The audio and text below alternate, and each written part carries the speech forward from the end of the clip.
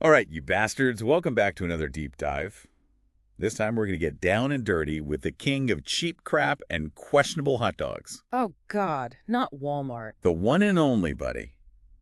We've got excerpts from good old Wikipedia's page on Walmart, and let me tell you, there's some seriously fucked up shit in here.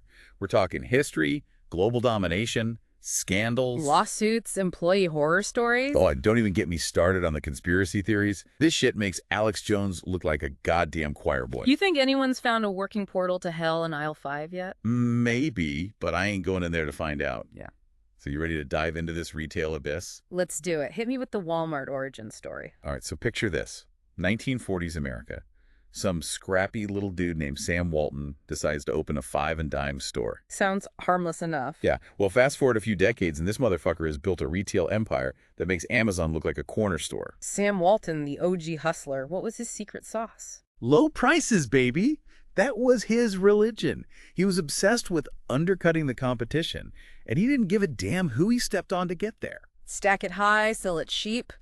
Classic discount retail model. Exactly. High volume, low margins. And you know what?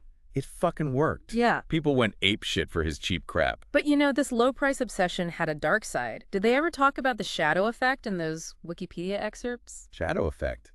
Sounds ominous. Well, basically, when Walmart moves into a town, it's like a goddamn neutron bomb for local businesses. Wait, really? Explain. This economist, Kenneth Stone, did a bunch of studies, and his findings were pretty bleak.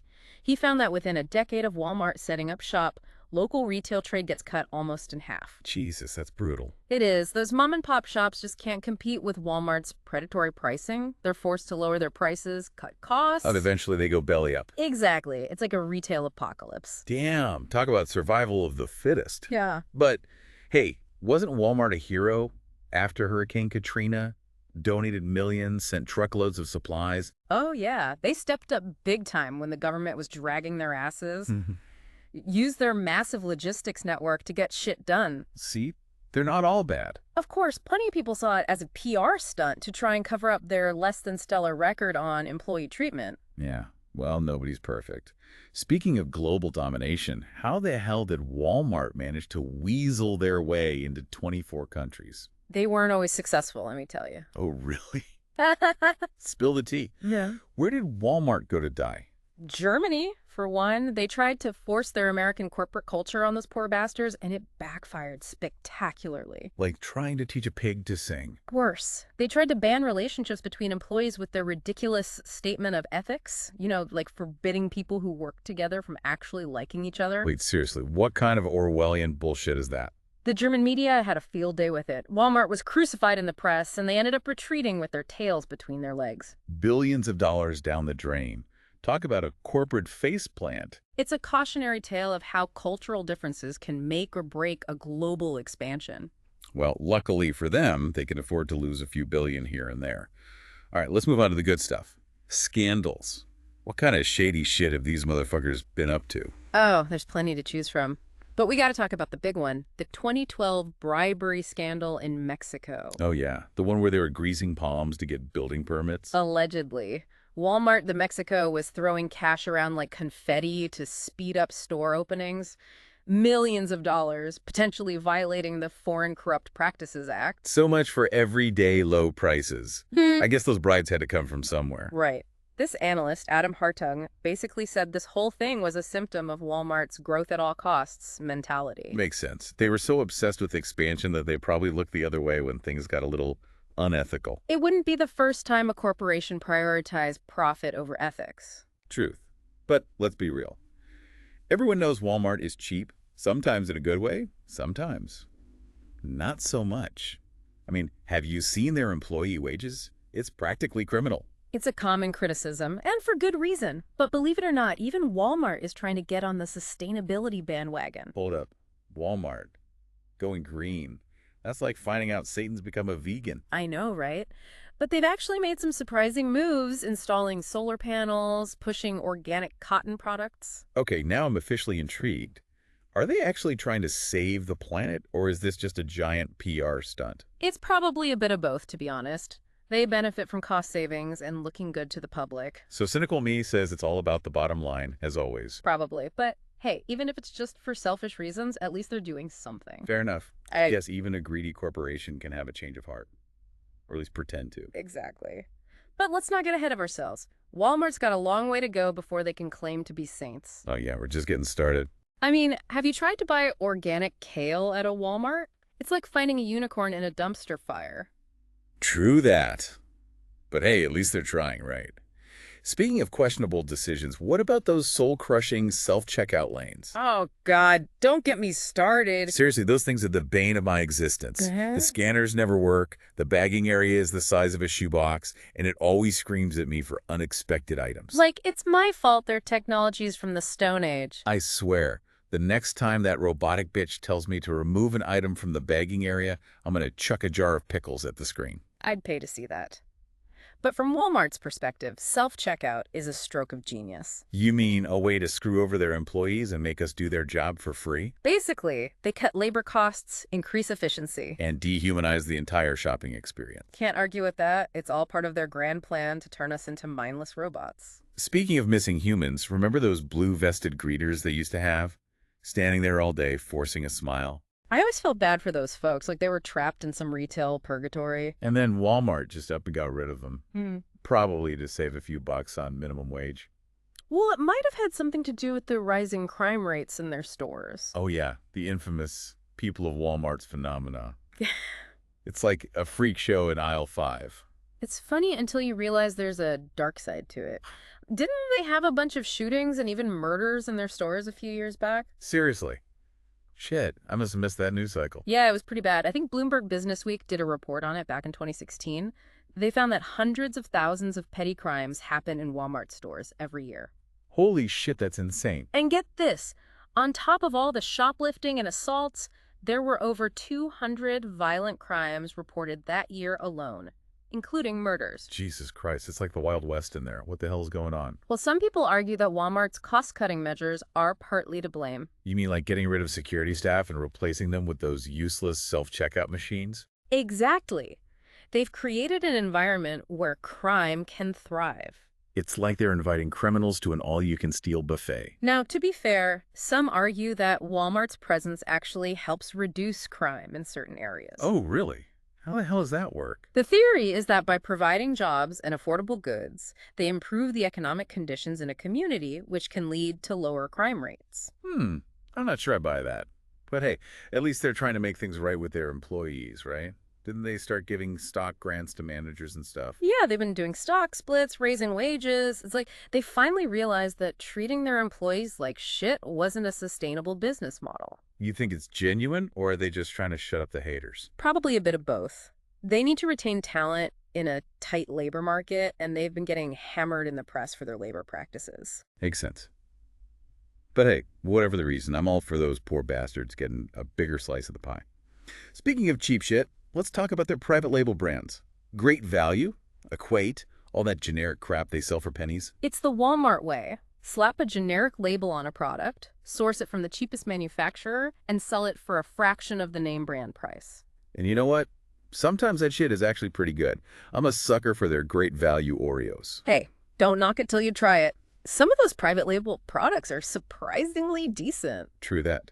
But are they really saving people that much money, or are they just sacrificing quality to squeeze every last penny out of their customers? It's a trade-off. Some products are definitely lower quality, but others can be surprisingly good. It really depends. Fair enough. But let's move on to something a little more heartwarming. What about Walmart's philanthropic efforts? Are they actually as charitable as they claim to be? Well, old Sam Walton himself was a notorious tightwad. Seriously, Mr. Everyday Low Prices didn't believe in charity. He believed in giving back by offering the lowest possible prices. He figured people could just take the money they saved at Walmart and donate it themselves. Classic Sam. But what about the company itself? Don't they have a foundation or something? Yeah, the Walmart Foundation. They've actually stepped up their charitable giving in recent years, donating millions to disaster relief, education, even in environmental causes. So they're trying to make up for their past sins. Or is this just a tax write-off? It's probably a math of both. But hey, they're giving away a shit ton of money, almost $1 billion a year. $1 billion? Damn, that's a lot of Happy Meals. But hold on, didn't they get caught donating to some shady political groups a while back? Oh yeah, that was a mess. Turns out they were donating to some right-wing, anti-LGBTQ plus bullshit. Seriously, those hypocrites. Yeah. They're all about inclusion until it affects their bottom line. Yeah, it backfired on them big time. They pissed off a lot of their customers and employees. Serves them right. But let's get back to the economic stuff. Walmart is the largest private employer in the country, right? That's right. Over 2 million employees in the U.S. alone. That's a lot of blue vests.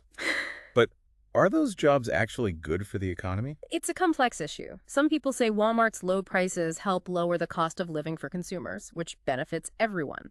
But don't they also pay their employees shit wages and offer crappy benefits? Yeah, that's the downside. It's a classic example of the race to the bottom.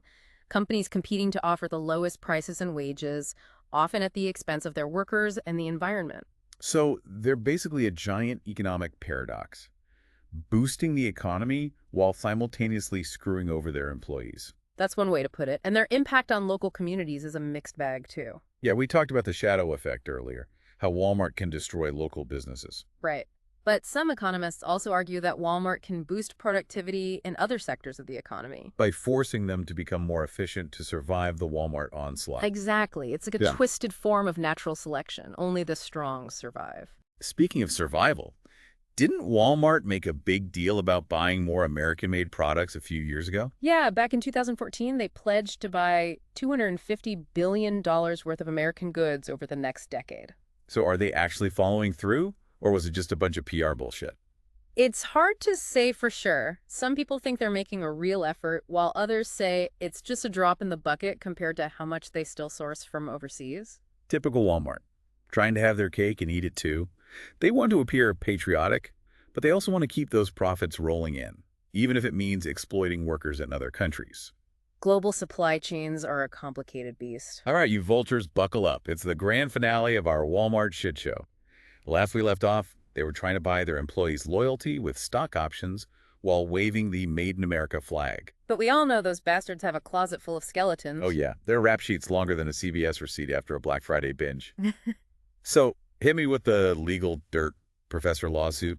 What kind of trouble have these clowns gotten themselves into? Buckle up, buddy. Discrimination, wage theft, environmental violations, you name it, they've been sued for it. One of the biggest ones was that class action lawsuit filed by female employees back in 2001. Hold up, female employees. What was that all about? They claimed Walmart was screwing them over on pay and promotions. You know, the good old boys club. Wait, seriously? I thought those equal opportunity employer signs meant something. Apparently not. Yeah. The case went all the way to the Supreme Court, but those poor women lost their bid for class action status. Damn, that's messed up.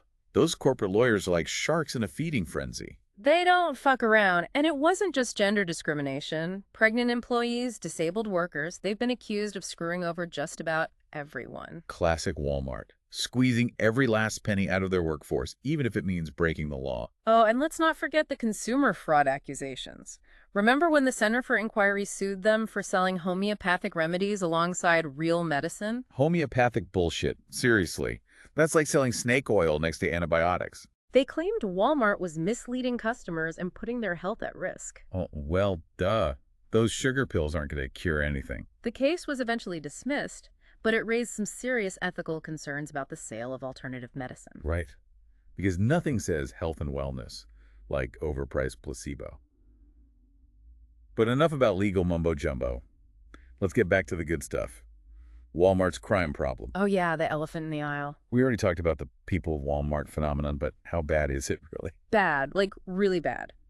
According to that 2016 Bloomberg report, Walmart stores are basically a breeding ground for crime. You're talking shoplifting or something a little more hardcore. Everything. Shoplifting, assaults, drug deals, you name it, they got it. And it's not just petty crime either. Remember, over 200 violent crimes, including murders, were reported in 2016 alone. Holy shit. It's like they've created their own lawless wasteland. What's the deal?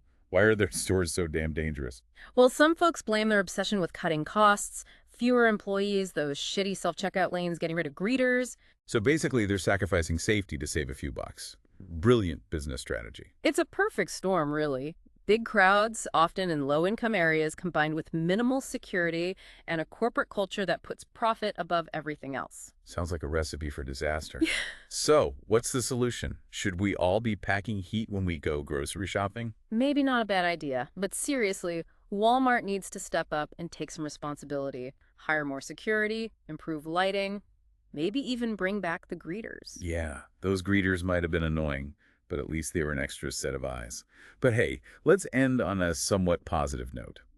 Apparently, Walmart has a decent track record when it comes to LGBTQ plus rights. Yeah, that surprised me too. They were one of the first big companies to add sexual orientation to their anti-discrimination policy, and they've been pretty vocal in their support of the LGBTQ plus community. Okay, that's kind of cool. But let's be real, it's probably just good business sense. They don't want to alienate a huge chunk of potential customers. Cynical, but probably true. Well, folks, that wraps up our deep dive into the glorious shit show that is Walmart. We've explored their history, their shady business practices, their legal troubles, their crime problem. And even their surprisingly progressive side. It's a company full of contradictions, that's for sure. They're innovative and exploitative, charitable and ruthless.